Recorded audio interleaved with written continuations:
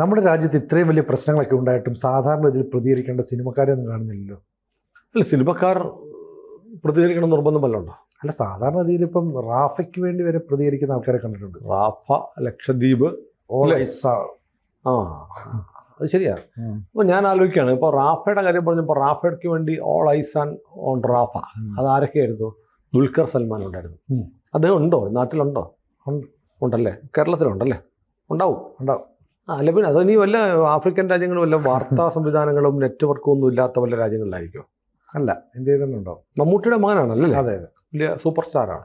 പിന്നെ മറ്റേ പുള്ളി ഉണ്ടല്ലോ, മറ്റേ ലഷ്കർ പൃഥ്വിരാജ്, അദ്ദേഹം ഉണ്ടോ അവിടെ? അദ്ദേഹം ഉണ്ടാവും. അദ്ദേഹം അറിഞ്ഞില്ലേ ഈ കാശ്മീരിലെ ഭീകര കൂട്ടക്കൊല? വാർത്താവിനിമയ സംവിധാനങ്ങളൊക്കെ ക്ലിയർ ആയിരിക്കാം. പിന്നെ ഈ കുഞ്ചാക്കോ ബോബൻ ഇടയ്ക്ക് വരാറുണ്ടായിരുന്നു, ടൊവിനോ ഇടയ്ക്ക് എന്തോ പറഞ്ഞത് അല്ലേ? അതെ. ഇവരൊന്നും അറിഞ്ഞില്ലേ കാശ്മീരിലെ കാര്യങ്ങൾ?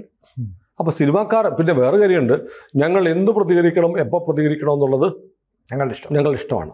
ആ ഇഷ്ടം പക്ഷെ ഞങ്ങളിവിടെ കാണും. കുറേ കഴിയുമ്പോൾ ആളുകൾ തീരുമാനിക്കും ഞങ്ങൾ ഏത് സിനിമ കാണണം, ഏത് നടനെ ഇഷ്ടപ്പെടണം എന്ന് തീരുമാനിക്കേണ്ടത് ഞങ്ങളുടെ അവകാശമാണെന്ന് നാട്ടുകാർ പറഞ്ഞാൽ ഉടനെ അത് വലിയ പ്രശ്നമാണ്. കണ്ടില്ലേ, ഞങ്ങളെ ചാപ്പ കുത്തുന്നു, ഞങ്ങളെ ബഹിഷ്കരിക്കാൻ പറയുന്നു എന്നൊക്കെ പറയും. പക്ഷേ അങ്ങനെയാണല്ല, ഏകപക്ഷീയമായിട്ട് ചില പ്രത്യേക വിഷയങ്ങൾ വരുമ്പോഴാണ് ഈ നടന്മാർക്ക് വലിയ കൗതുകം, വലിയ ആവേശം, വലിയ പ്രതിഷേധമൊക്കെ വരുന്നത്. ലക്ഷദ്വീപിനെ കുറിച്ച് എന്തൊക്കെയായിരുന്നു, ഒരു പേരൊന്നും പറയണ്ട, പേര് പറയാൻ മാത്രമൊന്നും ഇല്ല. ഒരാളുണ്ടായിരുന്നല്ലോ, ലക്ഷദ്വീപിൽ ബയോ വെപ്പൺ മോദി പ്രയോഗിച്ചു എന്നൊക്കെ പറയുന്നത്. അവരും വല്ലതും ഇട്ടിട്ടുണ്ടോ എന്ന് എനിക്കറിയില്ല, കണ്ടിട്ടില്ല അങ്ങനെ. അപ്പോൾ ഏതായാലും സിനിമ കുറേ കാലമായി എങ്ങനെ പോകുന്നു എന്നുള്ളത് സിനിമയുടെ മാത്രം പ്രശ്നമല്ല, സാംസ്കാരിക രംഗത്തെ പ്രശ്നമാണ്. നമ്മുടെ സാംസ്കാരിക നായകർ ഉണ്ടല്ലോ, അവരുടെ ശബ്ദം കേട്ടിട്ടില്ലോ? അതായത് മതം ചോദിച്ച് മനുഷ്യന്റെ ജനനേന്ദ്രിയം നോക്കി അത് സുന്നത്ത് ചെയ്തതാണോ അല്ലയോ എന്ന് ഉറപ്പ് വരുത്തിയിട്ട് പരസ്യമായി കൊന്നു എന്ന് തെളിവുകൾ സഹിതം ആദ്യം പുറത്തു വന്നു. അങ്ങനെയാണ് കാശ്മീരിൽ എക്കാലത്തും ചെയ്തിട്ടുള്ളത്. കാശ്മീരിൽ പണ്ഡിറ്റുകളെയൊക്കെ കൊന്നിട്ടുള്ളത് മതം നോക്കി തന്നെയാണ്. പക്ഷേ അന്നൊന്നും സോഷ്യൽ മീഡിയ വന്നിട്ടില്ല, നമുക്ക് വിഷ്വൽസ് കിട്ടിയിട്ടില്ല, വിക്ടിംസിന് വന്ന് പറയാൻ അവസരം കിട്ടിയിരുന്നില്ല. അവരൊക്കെ ഈ സോഷ്യൽ മീഡിയയും മറ്റ് 24 hour ചാനലുകളൊക്കെ വരുന്നതിന് മുമ്പ്, ന്യൂസ് ചാനലൊക്കെ വരുന്നതിന് മുമ്പ് അവിടെ നിന്ന് പായിക്കപ്പെട്ടു അല്ലേ, ഓടിച്ചു വിട്ടു. അവരുടെ വീടിന് മുന്നിൽ പോസ്റ്റർ എഴുതി ഒട്ടിച്ചു, ഒന്നെങ്കിൽ മതം മാറുക അല്ലെങ്കിൽ കൊല്ലപ്പെടുക, അതുമല്ലെങ്കിൽ വീട് വിട്ടു പോവുക.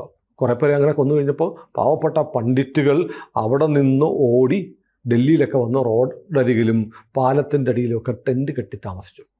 അത് ഈ രാജ്യത്ത് ആർക്കും നൊന്നിട്ടില്ല, പക്ഷെ കുറേ നോവുന്നുണ്ട്. ബർമ്മയിൽ നിന്ന്, മ്യാൻമറിൽ നിന്ന് ഓടി വന്ന് അവിടുത്തെ പാവപ്പെട്ട ബുദ്ധ സന്യാസിമാരുടെ മണ്ട കയറി അവരുടെ തലവെട്ടാൻ തുടങ്ങിയപ്പോൾ അവർ തിരിച്ചടിച്ചപ്പോൾ ഓടി വന്ന റോഹിംഗ്യൻസ് പട്ടിണി കിടക്കുന്നു, അവിടുത്തെ കുട്ടികൾക്ക് പള്ളിക്കൂടത്തിൽ പോകാൻ പറ്റുന്നില്ല, വിദ്യാഭ്യാസം നിഷേധിക്കുന്നു, അവർക്ക് താമസ സ്ഥലമില്ല എന്നൊക്കെ പറഞ്ഞ് സുപ്രീം കോടതി കേസ് കൊടുക്കാൻ വരെ പോയിട്ടുള്ള ആളുകൾ ഈ പറഞ്ഞതുപോലെ കാശ്മീരിൽ, ഇന്ത്യയിൽ സ്വന്തം നാട്ടിൽ നിന്ന് മതത്തിൻ്റെ പേരിൽ ആട്ടിപ്പായിക്കപ്പെട്ട് തെരുവിൽ അനാഥരായി കഴിയുന്നതിനെ കുറിച്ച് ഈ നാട്ടിലെ മാധ്യമങ്ങൾ വേവലാതിപ്പെട്ടിട്ടില്ല, സിനിമാക്കാർ പറഞ്ഞിട്ടില്ല, രാഷ്ട്രീയക്കാർ പറഞ്ഞിട്ടില്ല, സാംസ്കാരിക നായകർ പറഞ്ഞിട്ടില്ല. ആകെ BJP വന്നതിന് ശേഷമാണ് ഇവരെ പുനരധിവസിപ്പിക്കാനും 370 സ്ക്രാപ്പ് ചെയ്തതിന് ശേഷം അവരെ ഡൽഹിയിലെ അവരുടെ വീടുകളിലേക്ക് തിരിച്ചു കൊണ്ടുപോകാനുള്ള പ്രക്രിയ എത്രയോ വർഷങ്ങൾക്ക് ശേഷമാണ് ആരംഭിച്ചത്. അവിടെയും ഇതൊക്കെ നടന്നിരുന്നു. നേരത്തെ പറഞ്ഞാൽ വീട്ടിൽ നിന്ന് ഓടിക്കും, ഒരു സ്ത്രീയെ തട്ടിക്കൊണ്ടുപോയി, ഒരു ചെറുപ്പക്കാരിയെ തട്ടിക്കൊണ്ടുപോയി കാറിലിട്ട് കണ്ണ് മൂടിക്കെട്ടി കാറിനുള്ളിൽ വെച്ച് കൂട്ടബലാത്സംഗം ചെയ്തപ്പോൾ ആ സ്ത്രീക്ക് ഒരു ബാങ്ക് ഉദ്യോഗസ്ഥ മറ്റായിരുന്നു. അപ്പോൾ ഒരു ശബ്ദം കേട്ട് പരിചയമുള്ള ശബ്ദം, എടാ നീ ഉണ്ടായിരുന്നോ ഈ കൂട്ടത്തിൽ എന്ന് ശബ്ദം കേട്ട് തൻ്റെ കൂടെ ജോലി ചെയ്യുന്ന സഹപ്രവർത്തകനാണെന്ന് ഈ യുവതി തിരിച്ചറിഞ്ഞ് നിലവിളിച്ചു ചോദിച്ചു. പിന്നെ ചെയ്തതെന്നറിയോ? തിരിച്ചറിഞ്ഞു പോയില്ലേ, ഇയാളെ, ഈ സ്ത്രീയെ നേരിട്ട് കൊണ്ടുപോയി ഒരറക്കവാൾ മില്ലിൽ, തടിയിറക്കുന്ന മില്ലിൽ കൊണ്ടുപോയി 2ആയി അറുത്തു കൊന്നു. ഇതൊക്കെ കാശ്മീർ ഫയൽസ് എന്നുള്ള സിനിമയെ കാണിക്കുന്നുണ്ട്. സിനിമയിൽ ഫാൻറ്റസിയായിട്ട് എഴുതി ചേർത്തത് നടന്ന സംഭവങ്ങൾ. അന്ന് വിഷ്വൽ മീഡിയ ഇല്ലാത്തതുകൊണ്ട്, അന്ന് പറയാൻ വിക്ടിംസ് ഇല്ലാത്തതുകൊണ്ട്, വിക്ടിംസിനെ കാണിക്കാൻ സോഷ്യൽ മീഡിയ ഇല്ലാത്തത് കൊണ്ട് പുറത്തു വന്നില്ല. ഇന്നിപ്പോൾ നമ്മൾ കാണുന്നു അല്ലേ, നമ്മൾ കണ്ടില്ലേ, സിപ്പ് ലൈനിൽ വെടിവെച്ച നടന്ന് ആളുകളെ കൊന്നുകൊണ്ടിരിക്കുമ്പോഴത്തേക്ക് ഒരുത്തനെ സിപ്പ് ലൈനിൽ കയറ്റിവിടുക. അപ്പോഴും വെടി മുഴങ്ങുമ്പോൾ സിപ്പ് ലൈൻ ഓപ്പറേറ്ററായിട്ടുള്ള കാശ്മീരി സഹോദരൻ, അങ്ങനെയല്ലേ സഹോദരങ്ങൾ, കാശ്മീരി സഹോദരൻ അല്ലാഹു അക്ബർ എന്ന് അവരവിടെ പറയുന്നത്. അവരറിയാം കൊന്നുകൊണ്ടിരിക്കുകയാണെന്ന്.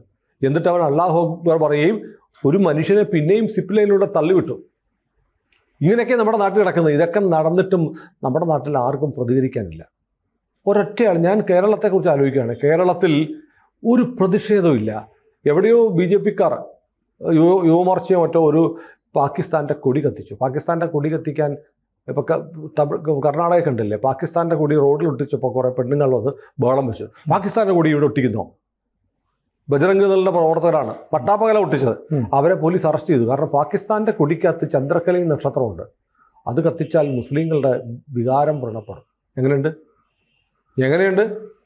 അപ്പം ആ തരത്തിൽ ചിന്തിക്കുകയാണ് നമ്മുടെ നാട്ടിലും. പാകിസ്ഥാൻ്റെ കൊടിയിൽ ഞങ്ങളുടെ മതചിഹ്നം ഉള്ളതുകൊണ്ട് അത് കത്തിക്കാൻ പാടില്ല, അതിനെ അപമാനിക്കാൻ പാടില്ല എന്ന് പറയുന്ന ആളുകൾ നമ്മുടെ നാട്ടിലുമുണ്ട്. അപ്പോൾ സാംസ്കാരിക രംഗത്ത് ഇങ്ങനെയൊക്കെയാണ് നടക്കുന്നത്. അപ്പം ഞാൻ ആലോചിക്കുന്നതല്ല, നമ്മുടെ പ്രിയപ്പെട്ട ലഫ്റ്റനന്റ് കേണൽ മോഹൻലാൽ സാർ എവിടെയാണ്? അദ്ദേഹത്തിന് സിനിമ നന്നായിട്ട് പോകുന്നു അല്ലേ? അതെ. അപ്പോൾ എന്നോടൊരാൾ പറഞ്ഞു സിനിമ പോയി കണ്ടു, നല്ല സിനിമ, പഴയ മോഹൻലാലിനെ തിരിച്ചു കിട്ടി എന്നൊക്കെ പറഞ്ഞ് കാണാൻ പോയപ്പെടുത്തിയിടാം. തുടങ്ങി കുറച്ച് കഴിഞ്ഞപ്പോൾ കൊലപാതകങ്ങൾ, വയലൻസ് എല്ലാം വരുന്നു. അപ്പം കണ്ട് വല്ലാത്ത നമ്മൾ കുടുംബം അസ്വസ്ഥമായി. പിന്നെ അത് കഴിഞ്ഞപ്പോഴത്തേക്ക് ദൃശ്യം 1, 2, പിന്നെന്താണ് പുലിമുരുകനിലെ കോസ്റ്റ്യൂം പോലും ഉണ്ടെന്നാണ് പറയുന്നത്. ആ തരത്തിൽ പഴയ സാധനമൊക്കെ എടുത്ത് മിക്സ് ചെയ്ത ഒരു സിനിമ. ഏതായാലും ശോഭന നമുക്ക് വളരെ ഇഷ്ടമുള്ള നടിയാണ്, ശോഭനയും മോഹൻലാലും ഉള്ളതുകൊണ്ട് ഫാമിലി കയറുന്നുണ്ട്. ആ സിനിമ വിജയിക്കുന്നു, സിനിമ വിജയിക്കട്ടെ. മോഹൻലാലിനോട് വ്യക്തിപരമായ ശത്രുത ആർക്കുമില്ല. മോഹൻലാലിൻ്റെ സിനിമ എമ്പുരാൻ പോലും ബഹിഷ്കരിക്കണമെന്ന് ആരും ആഹ്വാനം ചെയ്തിട്ടില്ല. തുടരും നല്ല സിനിമയാണ്. തരുൺ മൂർത്തി 2-3 സിനിമകളൊക്കെ, സൗദി വെള്ളയ്ക്ക തുടങ്ങിയ സിനിമകളൊക്കെ ചെയ്ത ആളാണ്. ആ തരുൺ മൂർത്തിയുടെ സിനിമ, തരുൺ മൂർത്തി പ്രത്യേകിച്ച് എൻ്റെ നാട്ടുകാരൻ കൂടിയാണ്, വൈക്കംകാരൻ കൂടിയാണ്. ആ സിനിമ വിജയിക്കട്ടെ. പക്ഷേ അദ്ദേഹം ഇന്ത്യൻ ആർമിയുടെ ലഫ്റ്റനന്റ് കേണൽ കൂടിയാണ്. അദ്ദേഹം ഒരു അനുശോചനക്കുറിപ്പോ എന്താണ് മറ്റോ ഇട്ടിരുന്നില്ലേ? പക്ഷെ അതിൻ്റെ താഴെ വന്നിട്ട് ആളുകൾ പൊങ്കാലയായിരുന്നു, തെറിയായിരുന്നു. പക്ഷേ നമ്മളെന്താണെന്നറിയോ, എനിക്ക് തോന്നുന്നത് ഈ നമ്മുടെ ഒന്നുകിൽ സിനിമാ നടന്മാർ ഞങ്ങൾ സാമൂഹിക വിഷയങ്ങളിലൊന്നും പ്രതികരിക്കില്ല എന്ന് തീരുമാനിക്കണം. അപ്പം പിന്നെ നമുക്ക് പ്രശ്നമില്ല. പക്ഷെ അവർക്ക് താല്പര്യമുള്ള ഒരു മതവിഭാഗത്തിൻ്റെ മാത്രം താല്പര്യം സംരക്ഷിക്കാനുള്ള വിഷയങ്ങൾ, ലക്ഷദ്വീപാണെങ്കിലും അത്തരം വിഷയങ്ങളൊക്കെ വരുമ്പോൾ അവർ പ്രതികരണമായിട്ട് വരും. എന്നാൽ ആ മതത്തിൽപ്പെട്ട ആളുകൾ എന്തെങ്കിലും അക്രമം, മയക്കുമരുന്നാവട്ടെ, കൊലപാതകമാവട്ടെ, കൊള്ളയാവട്ടെ, സ്വർണ്ണക്കടത്താവട്ടെ, ഇപ്പോൾ കാശ്മീരിൽ നടന്നതുപോലെയുള്ള കൂട്ടക്കൊലകളാവട്ടെ നടത്തുമ്പോൾ മിണ്ടില്ല. അപ്പോൾ അതൊരു വല്ലാത്ത ഇരട്ടത്താപ്പാണ്. കാരണം കൊല്ലപ്പെട്ടത് മുഴുവൻ ഹിന്ദുക്കളാണ്. ഹിന്ദുവാണോ എന്ന് ഉറപ്പ് വരുത്തിയിട്ടാണ് കൊന്നത്. ഒരു ക്രിസ്ത്യാനിയെ, നദാനിയൽ എന്ന് പറയുന്ന ഒരു ക്രിസ്ത്യാനിയെ കൊന്നു. അയാളോട് കലീമയോ എല്ലാം പറഞ്ഞപ്പോൾ അയാൾക്ക് എന്ത് കലീമ എന്നുള്ള എന്താണെന്ന് പോലും മനസ്സിലായില്ല. അയാളെ വെടിവെച്ച് കൊന്നു. അപ്പോൾ ഇത് നമ്മുടെ സിനിമാ താരങ്ങളും സാംസ്കാരിക നായകരും നാടിനു വേണ്ടി ചിന്തിക്കുന്നവരാണെന്നൊക്കെ പറയാറുണ്ട്. പക്ഷേ സമയത്ത് കാണുന്നില്ല. എന്തുകൊണ്ടാണ് എനിക്കറിയില്ല. അമ്മ എന്ന് പറയുന്നൊരു സംഘടന ഉണ്ടല്ലോ, വേണമെങ്കിൽ അമ്മയ്ക്കും ഒരു പ്രതിഷേധമൊക്കെ ഇറക്കായിരുന്നു. കാരണം ഇപ്പം ഒരു പാകിസ്ഥാനി സിനിമയുണ്ട്, ആ സിനിമ ഇന്ത്യയിൽ പ്രദർശിപ്പിക്കാൻ സർക്കാർ അനുവദിക്കത്തില്ല എന്ന് തീരുമാനിച്ചിട്ടുണ്ട്.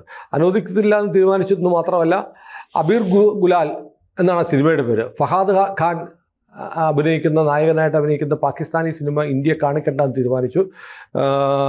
പിന്നെ federation of western India cine employees എന്ന് പറയുന്ന അവിടുത്തെ അതിശക്തമായ സംഘടന ആവശ്യപ്പെടുകയും ചെയ്തു, ഈ സിനിമ ഇന്ത്യ കാണിക്കരുത്. മാത്രമല്ല, പാകിസ്ഥാൻ ബന്ധമുള്ള ആർട്ടിസ്റ്റുകളെ ആരെയും ഞങ്ങളിനി ഇന്ത്യൻ സിനിമാ നിർമ്മാണത്തിന് വിളിക്കത്തില്ല. അത് ഗായകരാവട്ടെ, ടെക്നീഷ്യൻസ് ആവട്ടെ, ആരെയും വിളിക്കത്തില്ല എന്ന് തീരുമാനിച്ചു. അപ്പോൾ വടക്കേ ഇന്ത്യയിൽ ഇതൊക്കെ നടക്കുന്നുണ്ട്. സിനിമാ സംഘടനകൾ പ്രതിഷേധിക്കുന്നു, സാംസ്കാരിക നായകർ പ്രതിഷേധിക്കുന്നു. കേരളത്തിലെ സാംസ്കാരിക നായകർക്ക് അത് ലക്ഷദ്വീപിലാവണം, അല്ലെങ്കിൽ റാഫയിലാവണം. കാരണം അല്ലെങ്കിൽ മുസ്ലിങ്ങൾക്ക് എന്തെങ്കിലും ദോഷം പറ്റുന്ന കാര്യം വന്നാൽ മാത്രമേ കേരളത്തിലെ സിനിമാക്കാർ പ്രതിഷേധിക്കൂ അല്ലെങ്കിൽ പ്രതികരിക്കൂ എന്ന നില വന്നിട്ടുണ്ട്. ഏതായാലും സിനിമ കാണുന്നത് ഈ കേരളത്തിലെ ഈ അനുഭാവം പ്രകടിപ്പിക്കുന്ന ഒരു വിഭാഗത്തിൽ നിന്ന് ഉള്ള ആളുകൾ മാത്രമല്ല. പിന്നെ രാഷ്ട്രീയമുണ്ടാവാം, ഓരോരുത്തർക്കും രാഷ്ട്രീയമുണ്ടാവാം. അവർ സ്വന്തം രാഷ്ട്രീയം നടന്മാർക്കും നടിമാർക്കും ഒക്കെ കാണിക്കാം. പക്ഷേ സ്വന്തം അവരുടെ രാഷ്ട്രീയം മാത്രമാണ് ശരി എന്ന് പറയുമ്പോഴും നമ്മുടെ നാടിനെ ബാധിക്കുന്ന കാര്യങ്ങളിൽ കുറച്ചുകൂടെ ദേശാഭിമാനപരമായും ജനങ്ങളുടെ കൂടെ നിൽക്കുകയും ഒക്കെ ചെയ്യുന്നൊരു നിലപാട് സിനിമാക്കാരുടെ എടുക്കണം. കാരണം അറിയാം, സിനിമാ നടീനടന്മാർക്ക് ഒരുപാട് ജനങ്ങളെ സ്വാധീനിക്കാൻ കഴിയും. അപ്പോൾ നമ്മുടെ ദേശസ്നേഹം ഉണർത്താനും രാജ്യം ഒറ്റക്കെട്ടായി നിൽക്കണമെന്ന് ആവശ്യപ്പെടാനും ഏറ്റവും കൂടുതൽ സ്വാധീനിക്കാൻ കഴിയുന്ന ആളുകൾ ഈ വെള്ളിത്തിരയിലെ ഈ ആളുകളാണ്. പക്ഷെ അവർ ഇത്തരം ദേശസുരക്ഷയുമായി ബന്ധപ്പെട്ട് നമ്മുടെ രാജ്യത്തിൻ്റെ ഇൻറ്റഗ്രിറ്റി, യൂണിറ്റി അല്ലെങ്കിൽ സോവറിനിറ്റി, പരമാധികാരം, ഐക്യം, അഖണ്ഡത ഇതൊക്കെയുമായി ബന്ധപ്പെട്ട വിഷയങ്ങളിൽ എന്തുകൊണ്ടാണ് കേരളത്തിലെ സിനിമാക്കാർ പുറം തിരിഞ്ഞു നിൽക്കുന്നത് എന്ന് ആലോചിക്കേണ്ടതുണ്ട്. കാരണം നമ്മുടെ സിനിമയ്ക്കും ഈ പറയുന്നത് പോലെ ഒരുപാട് ബാക്ക് ചാനൽ വഴി ഒരുപാട് ഫണ്ട് വരുന്നുണ്ട്. നമ്മളായിട്ട് പറയുന്നതല്ല, കുറേ കാലമാക്കി മട്ടാഞ്ചേരി മാഫിയ, മയക്കുമരുന്ന് മാഫിയ, ഇവരുടെയൊക്കെ ഫണ്ട് സിനിമയിലേക്ക് വരുന്നുണ്ട് എന്നുള്ള അലിഗേഷൻസ് ഒരുപാട് കാലമായിട്ടുണ്ട്. പക്ഷേ അതുമായി പല നടന്മാർക്കും നേരിട്ടും അല്ലാതെയും, നടന്മാർക്ക് മാത്രമല്ല നേരിട്ടും അല്ലാതെയും ബന്ധങ്ങളുണ്ട് എന്നും ആരോപണം അന്തരീക്ഷത്തിലുണ്ട്. ഒരു പക്ഷേ ഇത്തരം മയക്കുമരുന്നിൻ്റെ ട്രാക്ക്, ബ്ലാക്ക് മണിയുടെ ട്രാക്ക്, ഇതൊക്കെ ഈ അന്താരാഷ്ട്ര തലത്തിലുള്ള ഭീകര സംഘടനകളുമായി ബന്ധമുള്ളതുമായിരിക്കാം. അപ്പോൾ അവരെയൊക്കെ അസ്വസ്ഥത ഉണ്ടാക്കണ്ട എന്ന് കരുതിയിട്ടാണോ നമ്മുടെ നടന്മാർ മിണ്ടാതിരിക്കുന്നത്, അല്ലെങ്കിൽ നടിമാർ മിണ്ടാതിരിക്കുന്നത് എന്ന് സ്വാഭാവികമായും ആരെങ്കിലും സംശയിച്ചാൽ തെറ്റു പറയാൻ പറ്റില്ല. ഏതായാലും ദുൽഖർ എവിടെയാണ്, ഫഹദ് ഫാസിൽ എവിടെയാണ്, അല്ലെങ്കിൽ ടൊവിനോ എവിടെയാണ്, കുഞ്ചാക്കോ ബോബനെങ്കിലും എവിടെയാണ്? കാരണം അദ്ദേഹമൊക്കെ അവിടെ പ്രതികരിച്ചിട്ടുണ്ട്, പക്ഷെ ഇപ്പോൾ കാണുന്നില്ല. പിന്നെ മോഹൻലാലിനെ സംബന്ധിച്ച് അദ്ദേഹം സിനിമയുടെ പ്രൊമോഷനുമായിട്ട് തുടരുകയാണ്. അദ്ദേഹം അങ്ങനെ തുടരട്ടെ. ഏതായാലും സിനിമാക്കാരുടെ ഇരട്ടത്താപ്പ്, രാജ്യത്തോടുള്ള ഒരു കടപ്പാട്, മമത, അറ്റാച്ച്മെൻറ്റ് എത്രത്തോളം ഉണ്ട് എന്ന് ഈ സംഭവം വ്യക്തമാക്കുന്നുണ്ട്. ധൈര്യമില്ലെന്നേ മതം ചോദിച്ച് മനുഷ്യനെ വെടിവെച്ച് കൊന്നു എന്ന് തുറന്നു പറയാനും അതിനെ അപലപിക്കാൻ. തുറന്നു പറയണ്ട, കാശ്മീരിൽ നടന്നത് ഒരിക്കലും അംഗീകരിക്കാൻ പറ്റാത്ത കാര്യമാണ് എന്നൊരൊറ്റ വരി അതുപോലും എഴുതിയിടാനുള്ള തൻ്റെ ഇടം ഈ സ്ക്രീനിലെ വീരശൂര പരാക്രമികൾക്ക് ഇല്ല എന്ന് പറയുമ്പോൾ നമുക്ക് അവരെ ഓർത്ത് ലജ്ജിക്കാം. നാളെയും ഇവരുടെ സിനിമയൊക്കെ പോയി കാണാം നമുക്ക്. കൂടുതൽ വാർത്തകളും വിശേഷങ്ങളും നിങ്ങളിലേക്ക് എത്താൻ ABC മലയാളം സബ്സ്ക്രൈബ് ചെയ്യുക, ബെൽ ബട്ടണും അമർത്തുക.